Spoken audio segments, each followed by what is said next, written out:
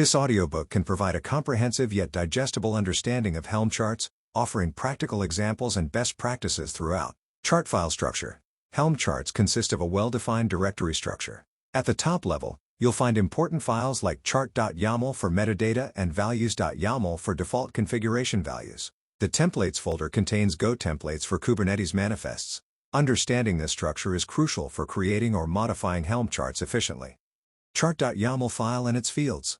Chart.yaml is the configuration file defining the chart's name, version, description, and other metadata. Key fields include API version, name, version, app version, description, and maintainers. Properly filling out this file ensures your chart is well documented and easily managed, with clear versioning for upgrades. Charts and versioning. Helm uses semantic versioning, sem-ver, to manage chart versions, which helps in maintaining compatibility and managing updates.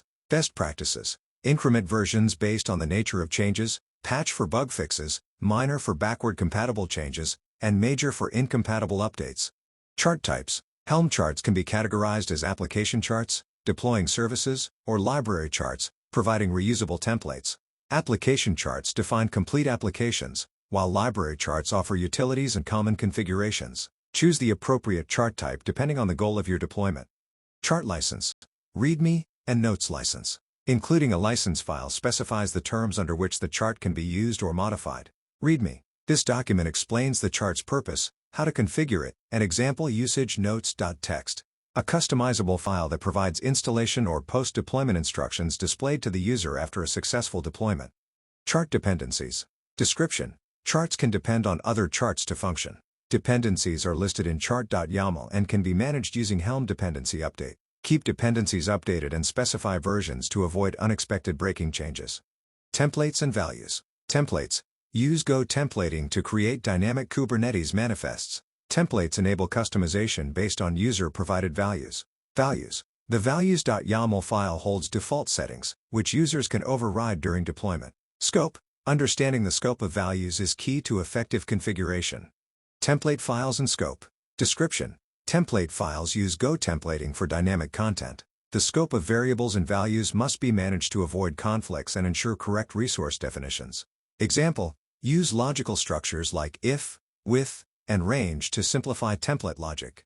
Global values and schema. Global values. Define values under global to make them accessible throughout all templates, useful for settings like image names or environment variables. Schema validation. Use values.schema.json to validate user input and ensure configuration values adhere to expected formats.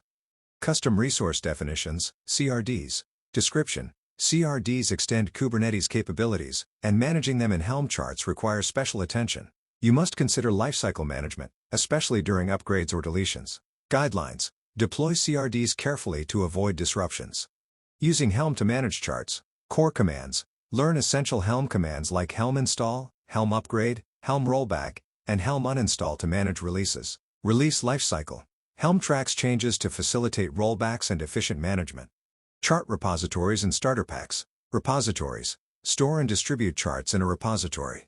You can use public repositories like Artifact Hub or create your own. Starter packs. These are templates that help you create new charts quickly, containing predefined structures and example configurations.